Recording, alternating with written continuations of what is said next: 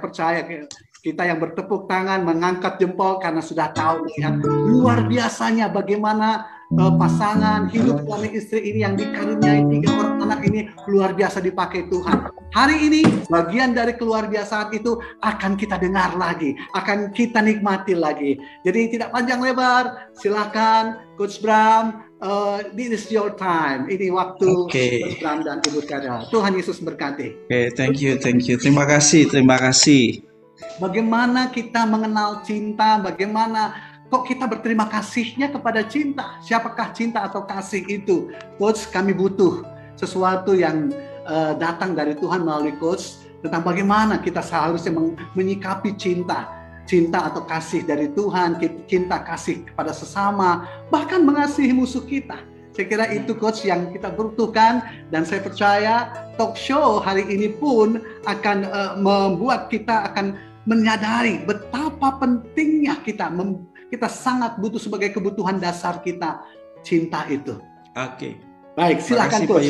Nanti di tengah jalan mungkin saya juga akan ada 1-2 pertanyaan lagi Coach. Silakan. Thank you. Salam buat semua yang join malam hari ini. Ya, senang sekali kita bisa berjumpa lagi. Saya mau bacakan satu pepatah dulu ya. Pantun. Pantun bukan pepatah. Kita baca yuk. 2, 3. Angin memiri, berhembus, sejuk rasanya. Sampaikan rinduku kepada kekasih. Cinta sejati, sejuta rasanya. Selamanya aku bersama sang kasih. Teman-teman sepertinya ingat ya lagu yang sangat populer yang dinyanyikan oleh Joy Tobing dalam ajang Indonesian Idol. Semua karena cinta. Dari lagu itu ada beberapa kata yang menurut saya menjadi pesan yang kuat. Yang pertama adalah berdiri tegar sampai hari ini karena cinta. Yang kedua, terima kasih cinta. Wow, love is so powerful, right? Cinta atau kasih itu sangat dahsyat sekali. Amsal bilang cinta itu lebih kuat dari maut. Harus diakui bahwa manusia tidak bisa hidup tanpa cinta. Ya, manusia nggak bisa hidup tanpa cinta. Dan kalau kebutuhan manusia akan cinta ini tidak terpenuhi, sudah pasti Pak Yulison dan teman-teman semuanya, manusia itu tidak bahagia, tidak terpuaskan. Jadi ini kebutuhan yang sangat esensial menurut saya di dalam diri manusia. Kenapa ini menjadi kebutuhan yang esensial? Sebab memang God create us, Tuhan itu menciptakan kita itu nature-nya itu sebetulnya sejak semula love. Kenapa love? Karena God is love. Waktu kita dijadikan serupa dengan gambarnya, kita dijadikan serupa juga dengan nature ilahinya yang adalah love. Jadi ketika love itu tidak terpenuhi di dalam diri kita, maka ada bagian diri kita itu yang hilang sebetulnya. Ya, ada bagian diri kita itu yang hilang. Dan ketika kita juga tidak bisa mengasihi, maka bagian dari diri kita itu sendiri tidak lengkap. Ya, jadi sebetulnya Tuhan itu menjadikan kita itu untuk dikasihi dan juga untuk mengasihi. Ku kasihi kau dengan kasih itulah, ya kan? Nah, jadi love itu memang sesuatu yang hakiki di dalam diri manusia gitu ya, sesuatu yang hakiki. Kalau itu diambil dari diri manusia, maka manusia itu tanda petik tidak beda sama binatang. Ini yang membedakan sebetulnya salah satu yang membuat manusia itu istimewa, spesial adalah karena manusia yang diciptakan by love dan juga desain dari love itu sendiri. Jadi ketika manusia itu tidak terpenuhi love-nya atau tidak tidak memfungsikan love-nya, maka manusia itu tidak menjadi pribadi yang utuh. Kepribadian kita utuh kalau di dalam diri kita ada love, dan kita juga terus mengekspresikan love to others atau kepada yang lain. Begitu Pak Yelisa. Baik, wow, luar biasa. Coach, saya kira tidak salah kalau saya bilang selain kebutuhan esensial, kebutuhan mendasar, kebutuhan utama atau kebutuhan pokok, bahkan lebih dari sembako ya Coach ya istilahnya. Luar biasa. Ini kebutuhan yang paling kita perlukan. Nah, Coach, bagaimana konsekuensi terburuk barangkali ya, konsekuensi terburuk kalau seseorang tidak memiliki atau tidak dicintai gitu, tidak memiliki kasih, akan bisa terjadi personality disorder gitu ya, ada sesuatu yang luar biasa. Kalau terus-menerus dia mencari cinta tapi mungkin tidak bertemu gitu, dia peroleh mungkin kasih dari orang tua, dari lingkungan, kemungkinan terburuk bagi orang itu bagaimana Coach? Oke, kalau saya tidak sayang sama Sheryl ya, kira-kira perasaan Sheryl gimana kalau saya tidak mencintai Sheryl? Ya, kalau nggak dicintai ya saya merasa ada yang kurang, merasa ya nggak, ya gimana ya, nggak utuh gitu loh, karena memang saya butuh untuk dikasihi. Itu satu kebutuhan dasar saya adalah dikasihi. Kalau tidak dikasihi, masakannya jadi nggak enak. Tidak dikasihi ya. Ditaruh garamnya kebanyakan gitu ya, kebanyakan asam, kebanyakan garam gitu kan.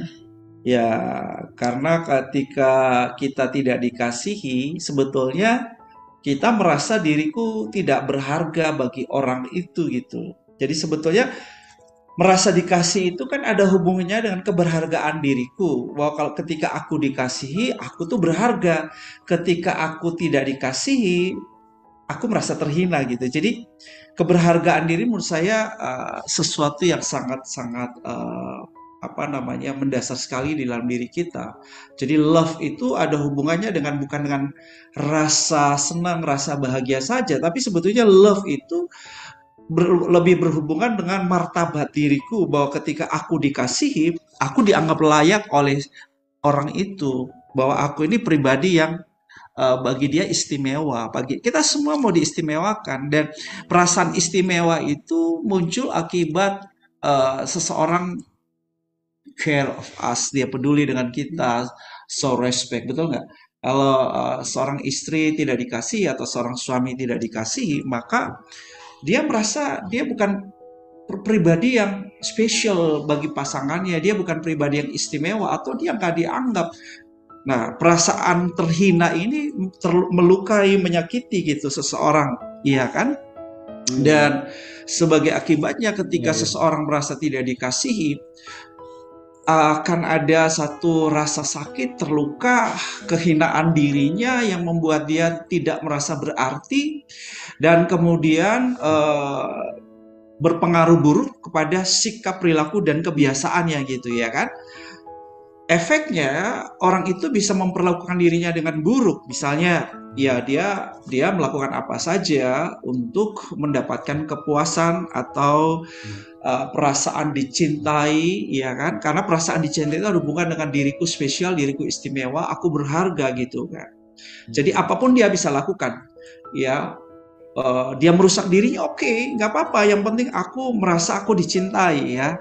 Dicintai itu kan berarti diterima apa adanya. Dicintai itu berarti diapresiasi, ya. Dicintai itu bagi istri berarti didengerin, ya kan. Waktu dia berkicau, saya mesti dengerin gitu kan. Saya ini kan tipe orang yang sebetulnya pendengar yang buruk, ya, pendengar yang buruk, sibuk berpikir apa yang saya mau ngomong begitu, tapi kurang bisa menyimak orang lain. Nah, bagi seorang istri, love itu apa? Ya, love buat Sheryl contohnya. Kalau saya ngomong, saya ingin didengar gitu ya. Jadi kalau misalnya saya ngomong sesuatu, kalau nggak didengar, nggak dijawab, saya akan bilang, kok saya ngomong kok nggak dijawab, kok nggak didengar. Gitu loh. Saya Perasaannya merasa, terhina. iya, saya merasa, oh saya nggak Nggak dianggap, dipeduli, nggak saya dipeduli. nggak diperhatiin, saya nggak dikasihi. Kalau saya ngomong ya dengerin, jawab gitu. Yes. Baik. Nah, jadi kalau love itu tidak ada di dalam hubungan suami istri, kebutuhan kasih kita, maksud saya gini, bahasa kasih suami istri juga beda-beda ya, beda-beda gitu ya. Dan kita mesti mengerti bahasa kasih pasangan kita gitu. Kalau kita tidak mengerti bahasa kasih pasangan kita, bisa jadi we think that we love our husband or our wife. Kita berpikir kita mengasihi istri atau suami kita. Ternyata cara kita mengungkapkan kasih buat dia itu ternyata tidak cocok dengan bahasa kasihnya.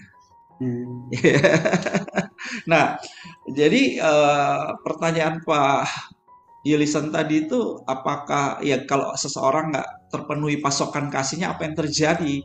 Ya bagi ya, kalau dalam pernikahan udah pasti ada banyak masalah, bisa cekcok, ya kan, piring terbang, sebentar-sebentar bertengkar, sebentar-sebentar berkelahi.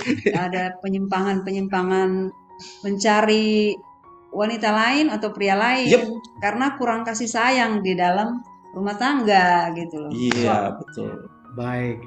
Selingkuh, selingat indah sementara keluarga tetap utuh. Nah, itu dia. Nah, itu bisa jadi ya, terjadi sebetulnya bukan karena kebutuhan seks saja yang tidak terpenuhi dengan maksimal, kurang kasih sayang, tapi lebih kepada itu, karena ini urusannya dengan ketika dikasih itu kan aku merasa diriku istimewa gitu kan, spesial, berharga gitu ya. Jadi seperti itu sebetulnya. Jadi ketika seseorang itu tidak terpenuhi kebutuhan dasarnya akan cinta, ini nature ilahi. Ketika nature ilahi ini tidak terpenuhi dalam dirinya, semacam ada apa ya, saya sebut perasaan-perasaan macam-macam sudah ya, marah, perasaan tidak berarti, tidak berguna, perasaan terhina, seperti itu. Dan itu nggak enak banget gitu loh. Perasaan itu tuh perasaan yang kita nggak mau ada di dalam diri kita, betul nggak? Kita semua tidak mau perasaan itu ada dalam diri kita gitu ya kan. Jadi kita akan lakukan apapun ya terhadap diri kita maupun ya juga kepada orang lain. Kita bisa memperlakukan orang lain dengan buruk, kita bisa menjahati orang lain, kita bisa memfitnah orang lain, kita bisa melakukan orang lain dengan apapun hanya untuk supaya kita dapat perhatiannya atau untuk dikasihinya atau untuk balas dendam. Seperti itu, ada pemberontakan di dalam jiwa kita ketika pasokan kasih kita itu kurang. Baik. Wow, luar biasa Coach. Bicara pasokan kasih tadi Coach ya, pasokan cinta yang bisa kita terima. Itu sumbernya dari mana aja Coach ya? Pasokan cinta kita yang bisa kita terima. Silakan Coach. Ya. Kita itu hanya bisa dapatkan the fullness of love, ya. The fullness of love itu yang membuat kita konten ya, puas. Itu hanyalah dari Tuhan, Sang Kasih. Sumbernya ya Dia, karena Dialah Sang Kasih gitu kan. Udah jelas iblis bukan love gitu kan. Sudah jelas bahwa dunia ini bukan love, dan juga manusia sesama kita ini juga bukan love gitu. Walaupun sebetulnya nature kita didesain sejak awal itu juga love-nya. Tuhan ada di dalam diri manusia, tapi karena ketika manusia jatuh dalam dosa, manusia itu menjadi selfish, menjadi lebih mementingkan diri sendiri, ya kan, mikirin diri sendiri, untukku, bagiku, ya, tidak terlalu peduli dengan orang lain, who care others gitu. Nah, jadi hanya Tuhan Sang Kasih lah yang dapat memenuhi kita dengan kasih. Yang kedua, sumber kasih itu adalah ketika Kristus Yesus itu tinggal di dalam diri kita, dan itu yang pertama ya, Sang Love itu ada pada kita, Efesus 3:17. Tetapi yang kedua, pasokan kasih kita itu akan terus terpenuhi kalau kita itu mengasihi sesama kita. Wow, iya. Nah ini hal yang sangat penting sekali untuk kita perhatikan. Terima, dan kita juga bahwa ketika kita itu menerima Sang Kasih, dan Sang Kasih itu dalam diri kita, tetapi kita tidak Menyalurkan. ya, tidak menyalurkan, tidak mendistribute, tidak membagikan love yang ada dalam diri kita for others, untuk sesama kita, maka kalau saya gambarkan kasih itu seperti river, aliran sungai itu berhenti, aliran sungai kasih itu bakal berhenti. Ya, jadi penting sekali untuk kita itu terus express love to people. Karena itu caranya bagaimana kita ini terus terpenuhi pasokan kebutuhan kasih kita. Apa dua sumber itu aja, Coach? Dari Tuhan dan dari kita sendiri mengasihi? Yes. Dan ini yang saya sebut dengan dua kata. Terima kasih cinta. Oke, saya lanjutkan ya. Ya, silakan Coach, ya.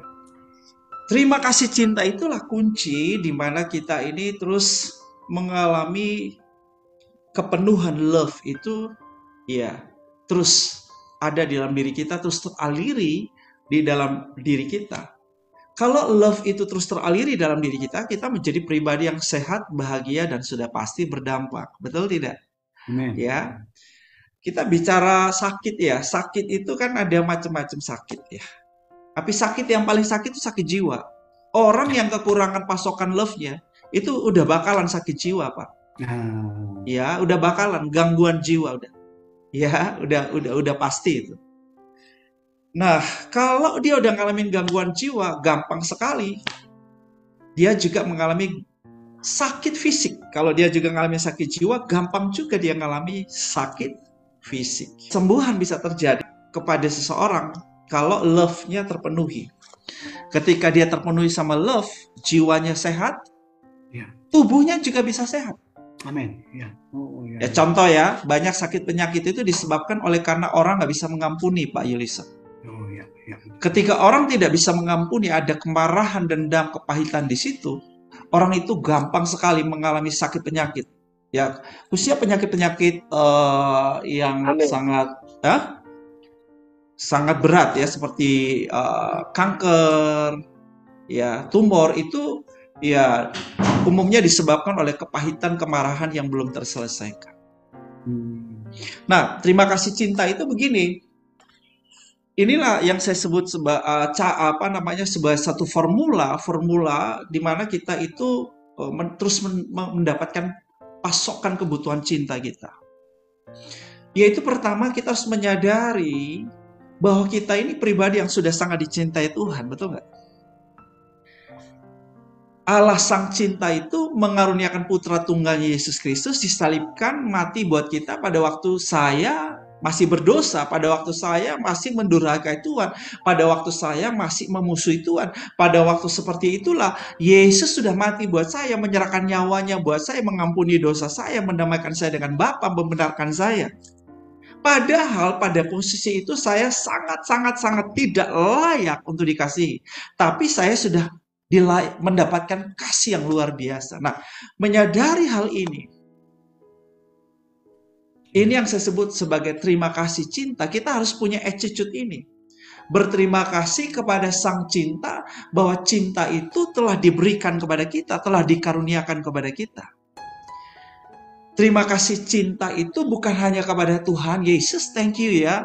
Tuhan sangat mengasihi aku, terima kasih Tuhan Yesus, Engkau sangat baik buat aku. Tidak cukup begitu. Tapi terima kasih cinta kita, kemudian kita ungkapkan, nah ini attitude, bahwa terima kasih saya kepada sang cinta sejati, cinta yang sesungguhnya itu Yesus Kristus. Saya wujudkan, saya nyatakan dengan mencintai sesama saya. Nah, sesama saya ini saya kategorikan ada dua kelompok. Kelompok pertama saya sebut sebagai lingkaran inti cinta. Lingkaran inti cinta itu yang pertama udah pasti keluarga kita, ya kan? Oke. Kalau suami istri yang sudah menikah, suami istri punya anak dengan anak dengan orang tua, kakak adik, saudara, ya. Ini lingkaran cinta kita. Tapi juga lingkaran cinta kita juga ada yang berikut adalah lapisan duanya adalah saudara seiman kita. Saudara seiman kita ya. kita mesti express love to them. Juga yang ketiga adalah lingkaran persahabatan kita. Lingkaran cinta yang ketiga itu persahabatan kita. Teman-teman, sahabat-sahabat kita. Jadi kita mulai mengasihi dari sini. Lingkaran inti, yaitu pernikahan keluarga kita. Kemudian lingkaran berikutnya adalah sesama saudara seiman kita, di gereja kita, komunitas Kristen kita. Kemudian yang ketiga adalah lingkaran persahabatan kita.